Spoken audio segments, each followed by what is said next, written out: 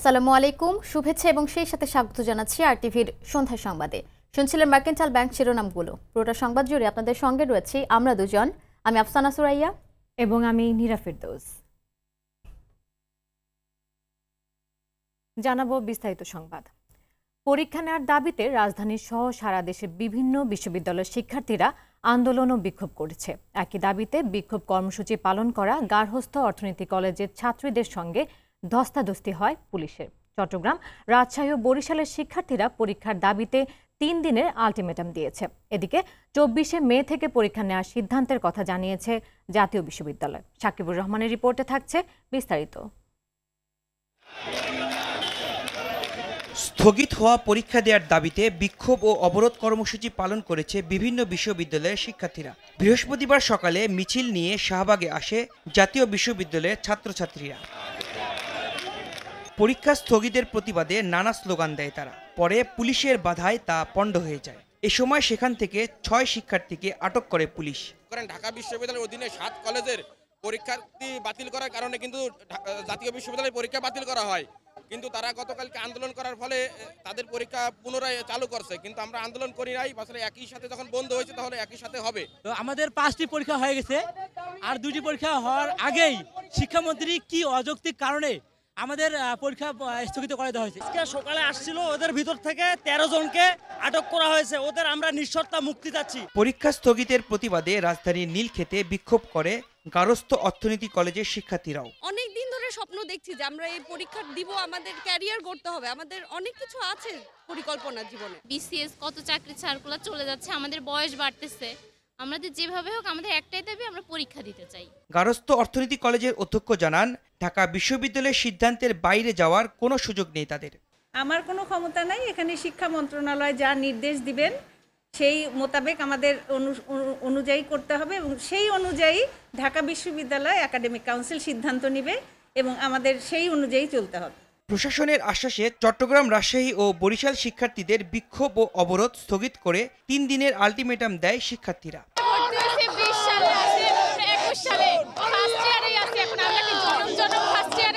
সামনে আমাদের বিসিএস পরীক্ষা, জনগণের চাকরির পরীক্ষা, এইসব পরীক্ষায় আমরা ভালোভাবে প্রিপেয়ার হতে পারছি না শুধুমাত্র পরীক্ষা স্থগিতের কারণে। আমরা আজকে শান্তিপূর্ণ আন্দোলন করতেছি, কালকে থেকে আমরা অনশন কর্মসূচি চালু করব।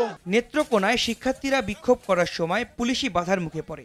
এছাড়াও রংপুর, যশোর সহ বেশ কিছু জেলায় একই দাবিতে নানা প্রতিবাদী কর্মসূচি পালন করে শিক্ষার্থীরা। এদিকে জাতীয় বিশ্ববিদ্যালয়ের সংবাদ বিজ্ঞপ্তিতে জানানো হয়, স্থগিত সকল পর্যায়ের পরীক্ষা আগামী 24 মে থেকে সংশোধিত সময়সূচি অনুযায়ী গ্রহণ করা হবে। সাকিবুর রহমান, আরটিভি, ঢাকা। রাজধানীর নীলক্ষেত মোড়ে গার্হস্থ্য অর্থনীতি কলেজের শিক্ষার্থীদের সবশেষ তথ্য জানাতে এখন সরাসরি যোগ দিচ্ছেন আমাদের সহকর্মী সাকিবুর রহমান। সাকিব, গার্হস্থ্য অর্থনীতি কলেজের শিক্ষার্থীদের দাবি কি, তারা কি বলছেন আসলে এই সম্পর্কে আমাদের জানাবেন। আফসানা, আসলে তারা পরীক্ষা দেওয়ার দাবিতে এখনও অবস্থান করছেন গার্হস্থ্য অর্থনীতি কলেজের শিক্ষার্থীরা।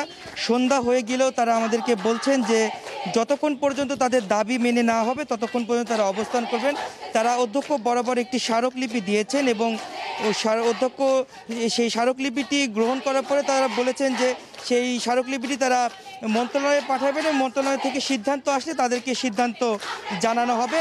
তবে শিক্ষার্থীরা যেটি বলছেন যে যতক্ষণ পর্যন্ত না তাদের দাবি মেনে না হবে ততক্ষণ পর্যন্ত তারা এখানে অবস্থান করবেন। তো আমরা এই বিষয়ে একজন শিক্ষার্থীর সঙ্গে একটু কথা বলব। আপনারা এখানে কতক্ষণ অবস্থান করবেন? যতক্ষণ পর্যন্ত আমাদেরকে কোনো সিদ্ধান্ত না দেওয়া হবে ততক্ষণ পর্যন্ত আমরা এখানে বসে থাকবো।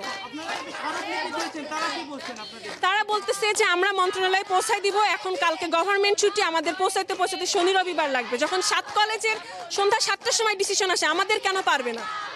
এটা হচ্ছে আমাদের কথা। আমাদের ক্ষেত্রে কি আপনারা রবিবার পর্যন্ত এখানে অবস্থান করতে চান? সেটা যদি আমরা চাই যে আমরা রবিবার পর্যন্ত এখানে অবস্থান করবো, তাহলে রবিবার পর্যন্ত অবস্থান করবো, কিন্তু আমরা এখানে থাকবো সিদ্ধান্ত না নেওয়া পর্যন্ত। ধন্যবাদ। যেটি আসলে শুনছিলেন যে তারা বলছেন যতক্ষণ পর্যন্ত তাদেরকে সিদ্ধান্ত না দেওয়া হবে তারা ততক্ষণ পর্যন্ত ক্যাম্পাস ছেড়ে যেতে চান না। তারা চান পরীক্ষার হলে বসে পরীক্ষা দিতে। 7 কলেজের যে সিদ্ধান্তটি দেওয়া হয়েছে গতকাল, তাদের কি যেন আজকের মধ্যে সিদ্ধান্ত দেওয়া হয় সেটিই তারা বলছেন। আফসানা। জি সাকিব, অসংখ্য ধন্যবাদ আপনাকে। দর্শক, এতক্ষণ নীলক্ষেত মোড় গার্হস্থ্য অর্থনীতি কলেজ থেকে সেখানকার পরিস্থিতি জানাচ্ছিলেন সহকর্মী সাকিবুর রহমান। ঢাকা বিশ্ববিদ্যালয়ের অধিভুক্ত 7 কলেজ পিছিয়ে আছে বলে তাদের পরীক্ষার অনুমতি দেওয়া হয়েছে বলে জানিয়েছেন শিক্ষামন্ত্রী ডাক্তার দীপু মনি। সন্ধ্যায় রাজধানীর সেগুনবাগিচা এক অনুষ্ঠানে সাংবাদিকদের এসব কথা বলেন তিনি। এ সময় জাতীয় বিশ্ববিদ্যালয়ের শিক্ষার্থীদের আন্দোলন থেকে সরে আসার আহ্বানও জানান তিনি। পাবলিক বিশ্ববিদ্যালয়ের উপাচার্য মহোদয়দের সঙ্গে আলাপ আলোচনা করে সর্বসম্মতিক্রমে গৃহীত সিদ্ধান্ত, সেই সিদ্ধান্ত তারা মেনে নেবেন এবং জাতির বৃহত্তর স্বার্থে এই 3টি মাসের ব্যক্তিগত আমাদের অনেক ক্ষতি যেগুলো হবে সেগুলোকেও মেনে নিয়ে তারা 3 মাস পরে 24শে মের পর থেকে তারা তাদের পরীক্ষা হবে সেটি মেনে নেবেন। আর 7 কলেজের ক্ষেত্রে কেন ব্যতিক্রম করছি আমরা এটি বলেছি, একেবারেই নিতান্ত মানবিক কারণে আমাদের করতেই হচ্ছে। 3 বছর তারা পিছিয়ে আছে। এবার অন্যান্য প্রসঙ্গ। পিলখানা ট্র্যাজেডির এক যুগ পূর্তিতে শহীদ সেনা কর্মকর্তাদের স্মৃতিফলকে রাষ্ট্রপতি ও প্রধানমন্ত্রীর পক্ষে শ্রদ্ধা জানানো হয়। সকালে বনানী সামরিক কবরস্থানে তাদের পক্ষে 2 সামরিক সচিব শ্রদ্ধা জানান। নিহতের স্বজনরা দ্রুত বিচারের রায় কার্যকর ও দিবসটি জাতীয় সেনা দিবস ঘোষণার দাবি জানান। খান আনামের রিপোর্টে থাকছে বিস্তারিত।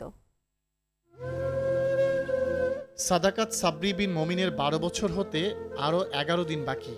সাদাকাতের জন্মের 11 দিন আগেই পিলখানা ট্র্যাজেডিতে নিহত হন তার পিতা মেজর মোহাম্মদ মমিনুল ইসলাম সরকার। পিতার কবরে ছোট্ট শিশুর শ্রদ্ধা, অন্তরে চাপা কষ্ট। আমার বাবা আমাকে তো দেখে যায়নি, এজন্য আমার অনেক কষ্ট হয়। শহীদ পরিবারের সদস্যরা স্বজনদের কবরের পাশে দাঁড়িয়ে চোখের জল ফেলেন, জমে থাকা মনের আকুতিগুলো তুলে ধরেন অশ্রুসিক্ত নয়নে। অনেক দিনের একটা দাবি ছিল যে শহীদ দিবস হিসাবে এই দিনটাকে পালন করা হোক, কিন্তু এটা আমরা পাইনি। আমরা যদি বিচার প্রক্রিয়াটা অন্তত পক্ষে আমরা আমাদের সন্তানরা যদি দেখে যেতে পারতাম তাহলে হয়তো অনেকটা বড় শান্তি পেতাম। সরকারের আন্তরিক চেষ্টা পর্যন্ত ছিল এবং আরেকটু আন্তরিক হয়ে আমি চাই যে সরকার যেন এটা খুব দ্রুত এই বিচারটা কার্যকর করেন। শাস্তি আর কবে হবে? 12 বছরের ভিতরে যখন হয়েছে না, আরো এক যুগ চলে গেছে। সবাই আমরা আছি, আমরা তো কেউ বিচার এখনো পাইনি। আমরা এটাই আশা যে আমরা সুষ্ঠু বিচার পাব। এর আগে সকালে রাষ্ট্রপতি ও প্রধানমন্ত্রীর পক্ষে তাদের সামরিক সচিবরা শ্রদ্ধা জানান। একে একে স্বরাষ্ট্রমন্ত্রী, 3 বাহিনীর প্রধান, স্বরাষ্ট্র মন্ত্রণালয়ের জননিরাপত্তা বিভাগের সিনিয়র সচিব ও বিজিবি মহাপরিচালক শ্রদ্ধা নিবেদন করেন। শ্রদ্ধা নিবেদন শেষে শহীদদের স্মরণে 1 মিনিট নীরবতা পালন করা হয়। এরপর দোয়া ও মোনাজাতের মাধ্যমে শেষ হয় আনুষ্ঠানিকতা। পিলখানায় শাহাদত বরণকারী শহীদগণ। বিএনপি, জাতীয় পার্টি সহ বিভিন্ন রাজনৈতিক দল ও সামরিক সংগঠনের পক্ষ থেকে শ্রদ্ধা নিবেদন করা হয়। তারা বলেন, পিলখানা হত্যাকাণ্ডের নেপথ্যের কারিগরদের চিহ্নিত করতে হবে।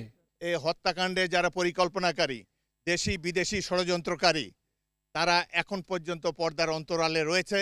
দেশবাসীর সামনে তাদের পরিচিতি স্পষ্ট নয়। আমরা সরকারকে অনুরোধ জানাবো তাদের সবাইকে বিচারের আওতায় আনা হোক। সাধারণ মানুষের মধ্যে এই হত্যাকাণ্ডের বিষয় নিয়ে কিছু বিভ্রান্তি আছে। আমরা মনে করি যে সরকারের তরফ থেকে যেগুলো তদন্ত হয়েছে এগুলোকে প্রকাশ করে স্বাভাবিক মানুষকে এই কোনোরকম সন্দেহ বিভ্রান্তি থেকে দূর করার প্রচেষ্টা নেওয়া হবে। পিলখানা হত্যা মামলাটি আপিল বিভাগের চূড়ান্ত নিষ্পত্তির অপেক্ষায় আছে। আর বিস্ফোরণ আইনে করা মামলাটি 1 যুগেও নিম্ন আদালতের গণ্ডি পেরোতে পারেনি। খান আলামিন, RTV, ঢাকা।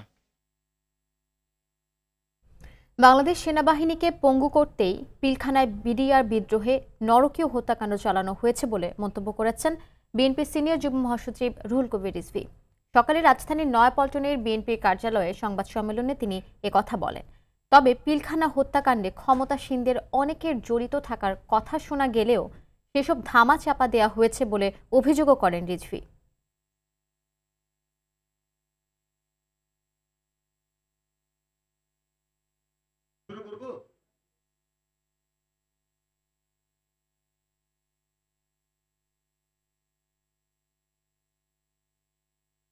ফেব্রুয়ারি সেনা হত্যাযজ্ঞ ছিল আমাদের সেনাবাহিনীর শৌর্য, শক্তি ও অগ্রযাত্রাকে বাধাগ্রস্ত করার একটি ভিনদেশী মাস্টার প্ল্যান। এই ঘটনায় দেশীয় তাবেদাররা মীর জাফরের ভূমিকায় অবতীর্ণ ছিল। আন্তর্জাতিক অঙ্গনে গ্রহণযোগ্যতা বাড়াতে বাংলাদেশ মেরিন একাডেমির বিষয়ে সব ধরনের উদ্যোগ নেওয়া হচ্ছে বলে জানিয়েছেন প্রধানমন্ত্রী শেখ হাসিনা। সকালে গণভবন থেকে ভার্চুয়াল মাধ্যমে চট্টগ্রামে অনুষ্ঠিত বাংলাদেশ মেরিন একাডেমির মুজিব বর্ষ গ্র্যাজুয়েশন প্যারেডে যোগ দিয়ে একথা জানান তিনি। এ সময় নবীন শিক্ষার্থীদের বিদেশের মাটিতে দেশের সুনাম ধরে রাখতে নিজ নিজ দায়িত্ব পালনে সচেতন থাকার আহ্বান জানান সরকার প্রধান। বাকিরা দেখুন মারুফ রেজার রিপোর্টে।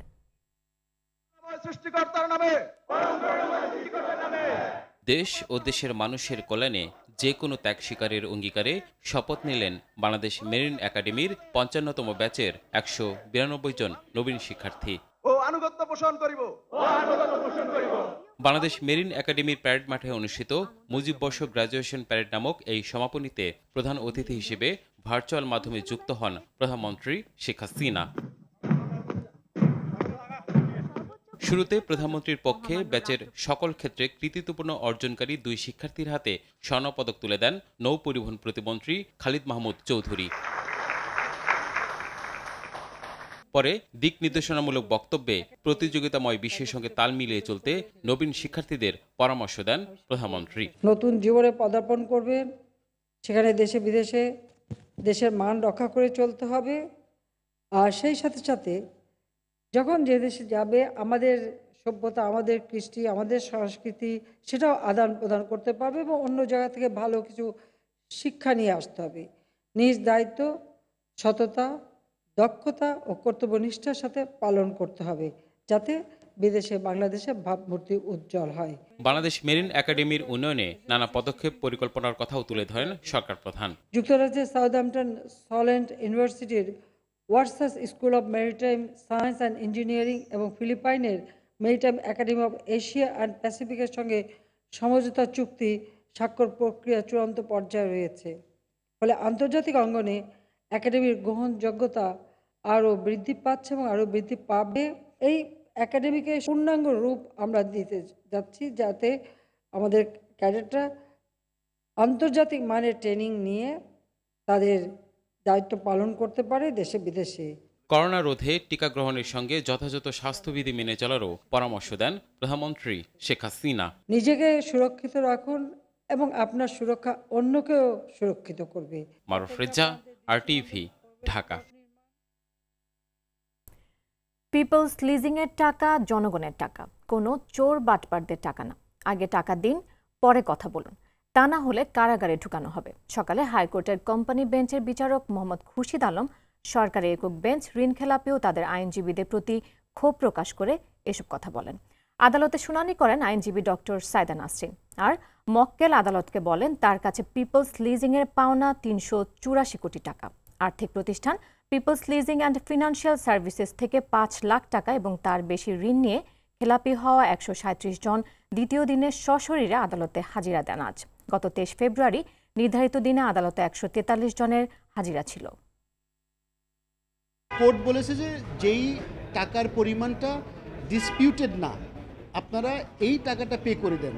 এরপরে যেটা ডিসপিউটেড সেটার জন্যে খুব সম্ভবত একটা বোর্ড করে দিবে, সেই বোর্ডের কাছে সবাই যাবে, বোর্ডের সাথে তারা নেগোশিয়েট করবে এবং বোর্ড তখন কাগজপত্র দেখে ডিসাইড করবে যে কার কাছে কত টাকা অ্যাকচুয়ালি পাওয়া যায়। এদিকে ২০০০ কোটি টাকা পাচারের অভিযোগে হওয়া মামলায় ফরিদপুর শহর আওয়ামী লীগের অব্যাহতিপ্রাপ্ত সাধারণ সম্পাদক সাজ্জাদ হোসেন বরকত ও তার ভাই ইমতিয়াজ হাসান রুবেলের ৪৮৭টি তফসিলে ৫,৭০৬ বিঘা সম্পত্তি জব্দের আদেশ দিয়েছে আদালত। সকালে ঢাকা মহানগর দায়রা জজ KM ইমরুল কায়েসের আদালত এ আদেশ দেন।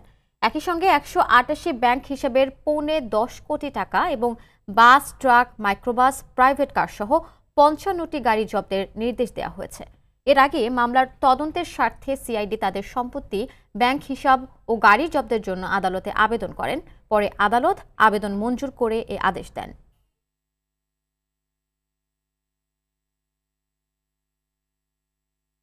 কুয়েতে দণ্ডপ্রাপ্ত শহীদ ইসলাম পাপুলের সংসদ সদস্য পদ শূন্য করাই যথেষ্ট নয়। আইন প্রণেতা হয়েও দেশের ভাবমূর্তি ক্ষুণ্ণের জন্য তার বিরুদ্ধে মামলা করার দাবি বিশিষ্টজনদের। একই সাথে যাদের হাত ধরে পাপুলের রাজনীতিতে প্রবেশ তাদেরকেও চিহ্নিত করে বিচারের আওতায় আনতে সরকারের কাছে দাবি জানিয়েছে টিআইবি ও সুজনের প্রতিনিধিরা।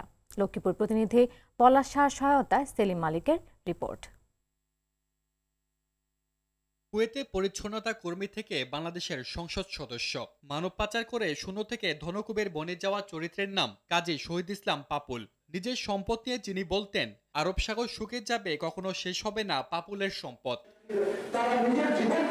রাজনীতি না করেও গত সাধারণ নির্বাচনের আগে লক্ষ্মীপুর 2 আসনের টিকিট পেয়ে যান তিনি। স্থানীয়দের অভিযোগ, টাকার জোরেই সংসদ সদস্য বনে যান পাপুল ও তার স্ত্রী।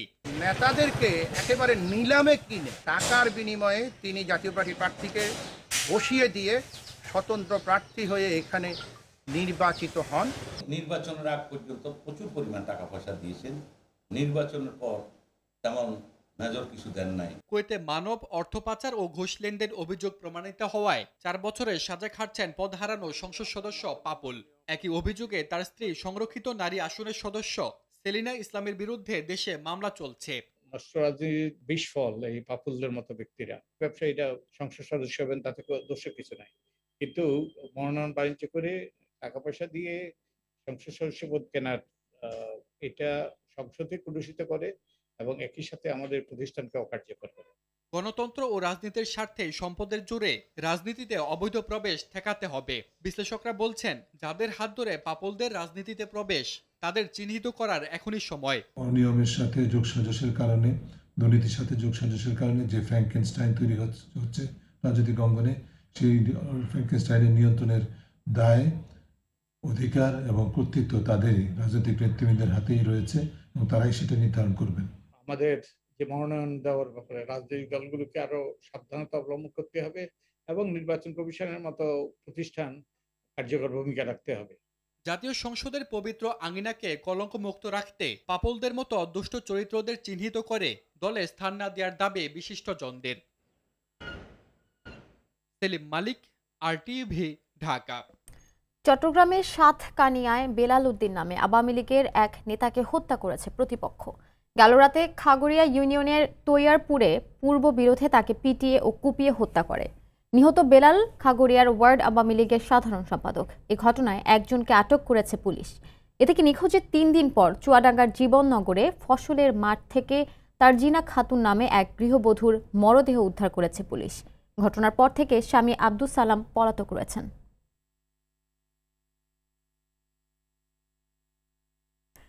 রাঙামাটির বাঘাইছড়িতে ইউপি সদস্য জেএসএস সংস্কার দলের নেতা সমর বিজয় চাকমা হত্যার ঘটনায় মামলা হয়েছে। বাঘাইছড়ি থানার ওসি জানান, গেল রাতে সন্তু লারমার জেএসএস দলের 10 সদস্যের নাম উল্লেখ সহ অজ্ঞাত আরও 8 জনকে আসামি করে মামলাটি করেন আরেক ইউপি সদস্য বিনয় চাকমা। গতকাল উপজেলা নির্বাহী অফিসারের কার্যালয়ে ইউপি সদস্য সমর বিজয় চাকমাকে হত্যা করা হয়। এতে এলাকায় থমথমে পরিস্থিতি বিরাজ করছে। টহল বাড়িয়েছে আইন শৃঙ্খলা বাহিনীর সদস্য। নারায়ণগঞ্জে নিয়ম না মেনে আনাচে কানাচে বিক্রি হচ্ছে এলপি গ্যাস সিলিন্ডার। যথাযথ কর্তৃপক্ষের অনুমোদন ছাড়াই বিভিন্ন স্থানে রাখা হচ্ছে সিলিন্ডার বোতল। এতে যেমন ঝুঁকি থেকে যাচ্ছে, তেমনি বিভিন্ন সময়ে ঘটে যাওয়া দুর্ঘটনার কারণে এলপি গ্যাস ব্যবহারে অনীহা তৈরি হচ্ছে গ্রাহকদের মাঝে।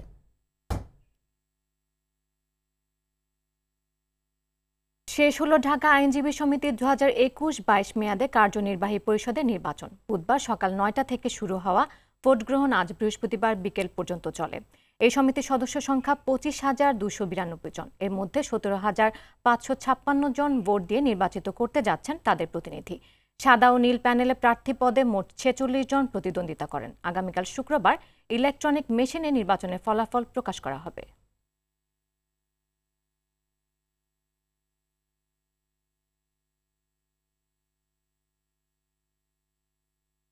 অনূর্ধ্ব-19 বিশ্বকাপ জয়ী ক্রিকেটার আকবর নেসলে কোম্পানির ব্র্যান্ড অ্যাম্বাসেডর হিসেবে চুক্তিবদ্ধ হয়েছে। এখন থেকে দেশে মাইলো, নিডো আর ম্যাগি সহ অন্যান্য পণ্য হাতে দেখা যাবে তাকে। নেসলে জানায়, দেশের লাখো কোটি তরুণকে অনুপ্রাণিত করে চলেছেন আকবর, তাই তার সঙ্গে চুক্তিবদ্ধ হতে পেরে আনন্দিত তারা।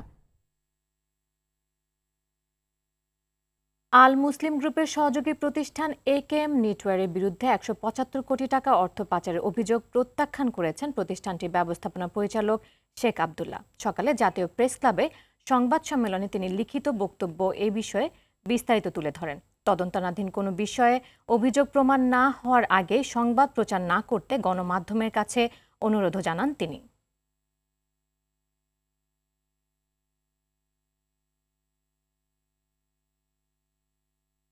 বাংলাদেশের শিশুদের কোরআন তেলাওয়াতের প্রশংসা করেছেন মিশরের কারি আল আজহার ইউনিভার্সিটির কোরআন শিক্ষা বিভাগের শিক্ষক ইজ্জত আস সাইয়েদ মোহাম্মদ আলী রশেদ। মিশরের রেডিও ও টেলিভিশনের নিয়মিত এই কারি বলেন, শিশু হাফেজরা সারা বিশ্বে কোরআনের আলো ছড়িয়ে দেবে।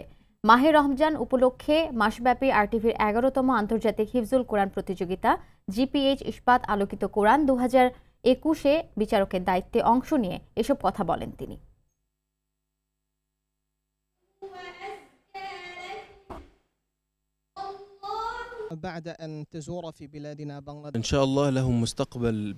বাংলাদেশের ছোট ছোট বাচ্চারা এত সুন্দর উচ্চারণে কোরআন তেলাওয়াত করছে দেখে আমি মুগ্ধ হয়েছি। এদের উচ্চারণ অনেকটাই আরবদের মতোই। আমি দোয়া করছি সারা বিশ্বে যেন এরা কোরআনের আলোকে ছড়িয়ে দিতে পারে। দর্শক, করোনা ভাইরাস নিয়ে আতঙ্কিত হবেন না, সতর্ক হন, নিজে পরিচ্ছন্ন থাকুন, মাস্ক পরুন, অন্যকে সচেতন করুন। এই সংকট মুহূর্তে প্রয়োজনীয় সব তথ্য নিয়ে আপনাদের পাশে আছে আরটিভি। সন্ধ্যা সংবাদ এ পর্যন্তই। আরটিভির সবশেষ সংবাদ জানতে যে কোনো মোবাইল ফোন থেকে 2414 নাম্বারে ডায়াল করুন। আর মোবাইল ফোনের সংবাদ দেখতে অ্যাপস গুগল প্লে স্টোর থেকে ডাউনলোড করুন আরটিভি অ্যাপস। এছাড়াও তাৎক্ষণিক ও বিনোদন সংবাদ জানতে বিশ্বের যে কোনো প্রান্ত থেকে ভিজিট করুন rtvonline.com, facebook.com/rtvonline ও youtube.com/rtvdigitalset। এখন থেকে আরটিভি সব বিনোদনমূলক অনুষ্ঠান দেখতে পারবেন আরটিভি প্লাসে। এতক্ষণ সঙ্গে থাকার জন্য অসংখ্য ধন্যবাদ। ধন্যবাদ সবাইকে।